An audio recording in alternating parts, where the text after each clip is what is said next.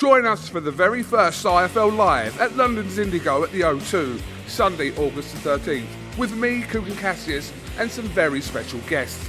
Eddie Hearn, Darren Barker, Johnny Fisher and more. Tickets now on sale. So in the words of Eddie Hearn, you get up, you dress up, and you fucking show up. This is Joe Pugh for IFL TV. We're here at the O2 Intercontinental. It's the start of fight week. Mr. Johnny Fisher, how are you, mate? Good, thanks, Joe. How are you, mate? I'm just trying to find a little video of you in the junction. No way, no. We'll move on. Okay. It's been a turbulent 72 hours for yourself. It's not really. No. What difference does it make? I would either be fighting or I wouldn't be fighting. So if I'm not fighting, I'll just fight again in a few weeks. Can't get too emotional about these things.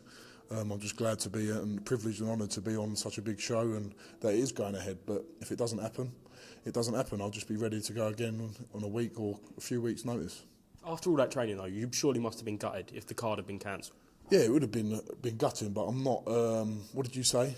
Turbulent. Yeah, turbulent time. You'd be like, oh, that's not good, is it? You'd be a bit upset, but it doesn't change anything, does it? It's life. People have jobs where things get cancelled on them last minute. Big John might have a personal appearance in Cardiff and it gets cancelled and he has to go to Swansea instead. It's that sort of thing. How do we pull that around to PAs in nightclubs? So, PAs in nightclubs, but obviously. There's you in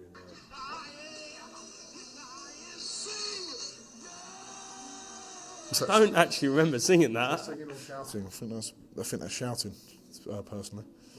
I don't remember that at all, to be honest, but we'll move on. Yeah, good night. That weren't you in the pub at 12 o'clock on Saturday night, that was your brother, wasn't it? Yeah, it was my brother and Big Soul captured you there. Yeah, Sausage Finger Soul saw you as well and he caught you on camera. And then he had a little sing-song as well, apparently. Again, I don't remember. But obviously, I won't be in the pub on Saturday night. I'll be at the O2 Arena. How pleased were you that we have got a replacement opponent in Robert Helenius? Anthony Joshua will still be fighting, and you will still be fighting for your first title on Saturday night. Yep, I'm really, really excited. I've put in a lot of hard work. Great that Joshua's still on the card.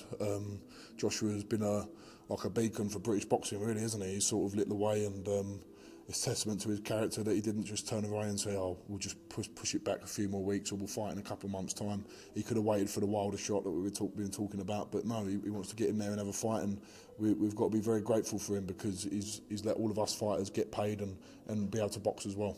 What do you make of Robert Helenius as opponent? He's good. He's not a bad opponent on a few days' notice, is he? Really? I know he got destroyed by Wilder, but that's not hard to have that done to you. He gave Dillian Whyte a good fight a few years ago. It's not a bad opponent on a few days' notice. I would have liked to have seen Del Boy. I thought Del Boy would have given him just as good of a fight, to be honest. But Helenius will do. I see on your dad's stories, the Romford Bull was willing to step in. Realistically, though, if you would have got the call, would you have got in there? I would have 100% got in there, and I was debating whether to say I'll do it online, but I just thought that's a bit disrespectful to AJ, who's sort of up there at the top, and it might look a bit brash from me, a bit arrogant. But if Eddie gave me a call or Frank and said, Johnny, will you be able to do it? 110%. But just thinking about it, I don't think it should have come from me to put it out there on social media. It's got to be, they was doing a pay-per-view fight, would that pull in pay-per-view numbers? Probably not. But yeah, I was 110% ready, and I would have tried to avoid getting chinned and tried to chin someone else instead. Is that a case of nothing to lose, you're still so early on in your career, just to step in there with someone like Anthony Joshua, and it is heavyweight boxing, one punch can change everything? 100%. Why would I? No one in their right mind surely would say no if they got offered that. No one would say no. A nice payday, and the chance at glory, which is the main thing. Certainly. Glory for yourself on Saturday night, though. Your first title fight. What would that mean to you, to have your arm raised and your first bit of silverware around your waist? Oh, it'd be fantastic. I just spoke to the Matchroom guys in there about it. I don't think about it too much. I know I've just got to do the job. Harry Armstrong's a big, tough guy. It's going to be a good test, but he's never fought anyone like me, that's for sure. No one as powerful, so once that lands on his chin, it could be a different story. I remember talking to you when you first turned over, and it was always one fight at a time, and it still is that. Yeah. But did you ever imagine that you'd be at the O2, sold out. It was pay-per-view, it's not now. Anthony Joshua undercard, fighting for a title. Not really, no. Not at all, really. I remember when we first fought in the Matt Gordon card, when I fought Matt Gordon at Wembley Arena. No one in there, COVID. No one really know what was going to happen with their life, let alone with boxing in general. Yeah, it's great. It's a great feeling, but I don't try and get too caught up in the ambience of what's going on around me. I remember when I fought at Ali Pally, there was a massive crowd there, just for me, really. And I know John Ryder was fighting; he's got a lot of support as well. But I've been in these sort of situations before, although this is a completely different scenario. I've been in pressurised environments before, and I just learned to detach myself from it. Last time on the Sonny Edwards card, the time before that on the Katie Taylor, I think back in the day when Dillian Whyte was meant to be fighting Otto Warlin, you realistically had the biggest support in there. Yeah. You filled out that arena, the Bosch soldiers, but this time, it's different. Anthony Joshua's the main man. Does that take a little bit of pressure off you? Yeah, it does. It does in a way. I was speaking to Jamie in there.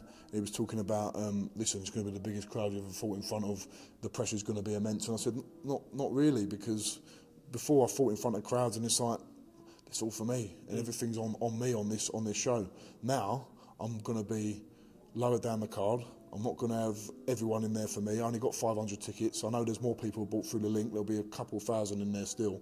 But yeah, it's not all about me. It's about Joshua. And what an honour that is to say that I'm boxing on the same card as Joshua. Brilliant. I know usually before your fight you have a whole day, you meet for pie and mash, and then obviously not you, but all the Bosch soldiers, everyone supporting you. Is that still the case? Can we expect that? And what can we expect before Saturday night and after? Well, the Romford Bull Army and the elite Bosch soldiers have all got their tickets. We made sure that the faithful, the sponsors, and the main elite, the triple B's away, unfortunately, so he won't be here. But the core will be there. They're going to go down to the jukebox. Well, Robin's Pie Mash first. I think about 11:30. The top boys, they go to the Cafe Royale at 10 a.m.